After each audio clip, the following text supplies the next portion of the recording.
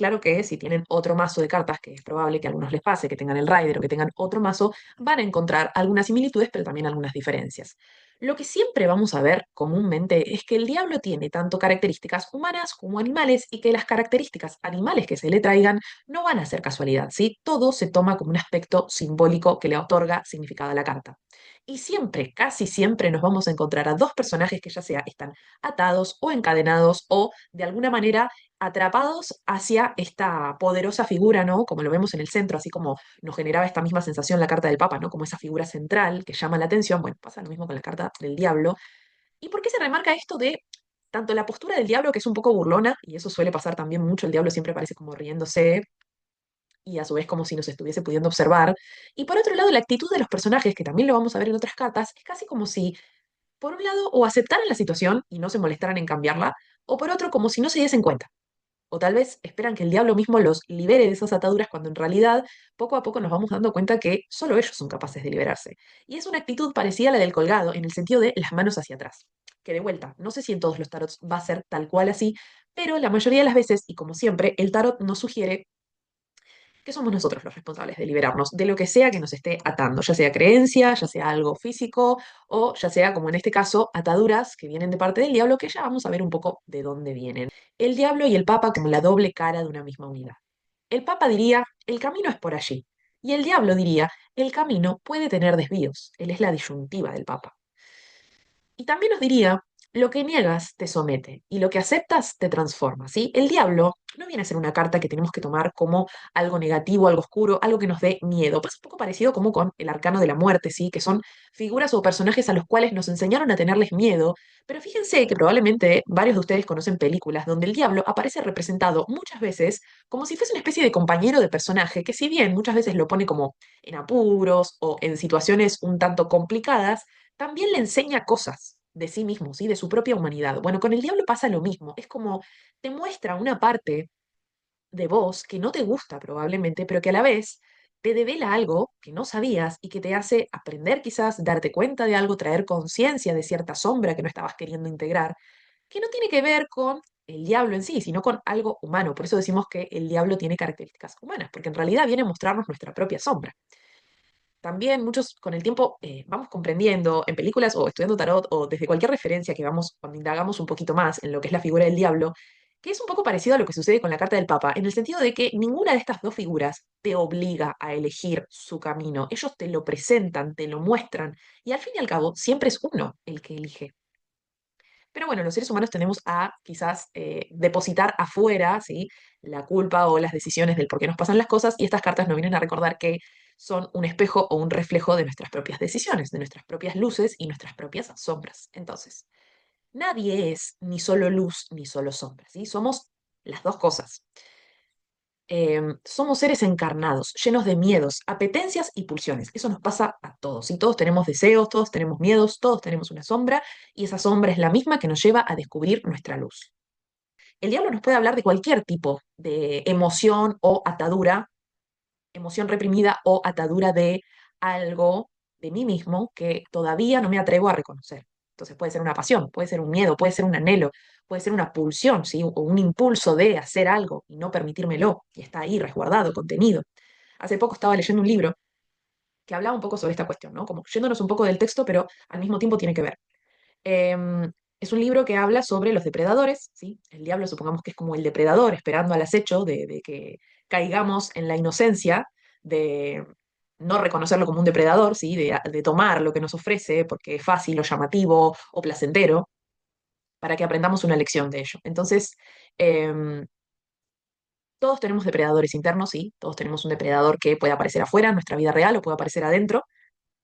Y cuando nosotros no reconocemos el depredador que existe dentro nuestro, no significa que no esté, ¿sí? Que yo ignore a mi depredador interno, a mi diablillo interno, por así decirlo, no significa que deja de existir. Es más, crece y crece y crece porque en algún punto se alimenta de ese miedo que le tengo.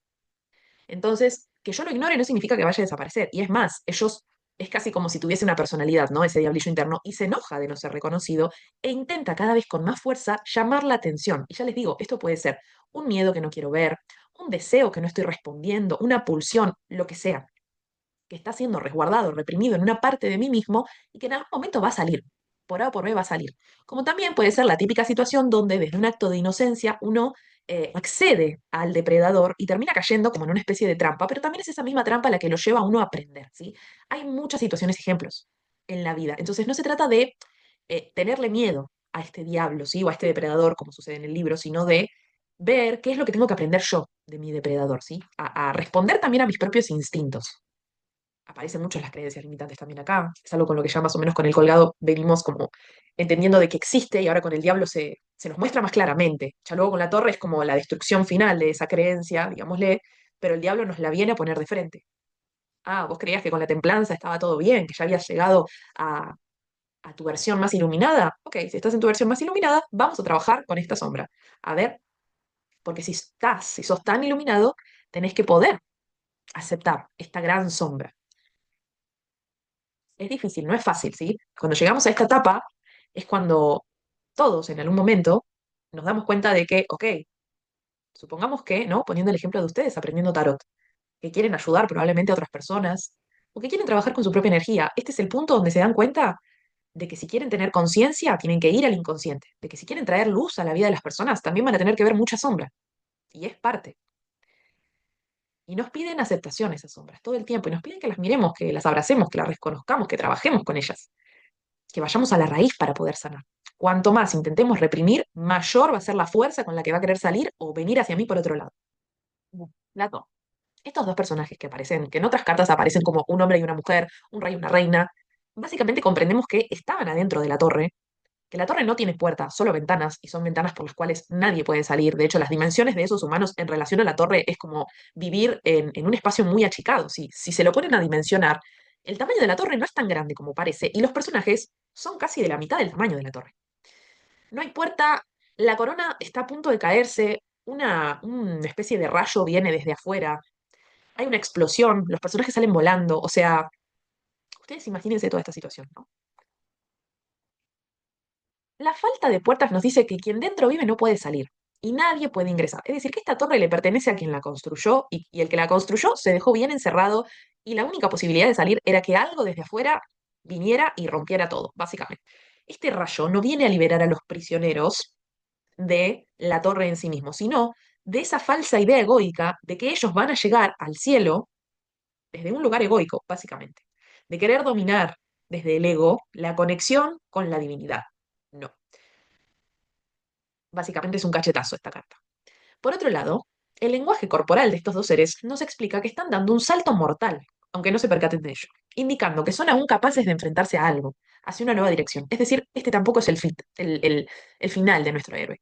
Sean o no ellos, los que construyeron la torre quedaron encerrados, y este rayo vino a liberarlos, no solo del encierro, sino de sus propios egos. La torre es la representación de lo que construimos desde nuestras creencias, ya sea que alguien lo construyó para nosotros, hablamos de esta herencia, ¿no? Que puede ser familiar, y seguramente sea familiar, sí.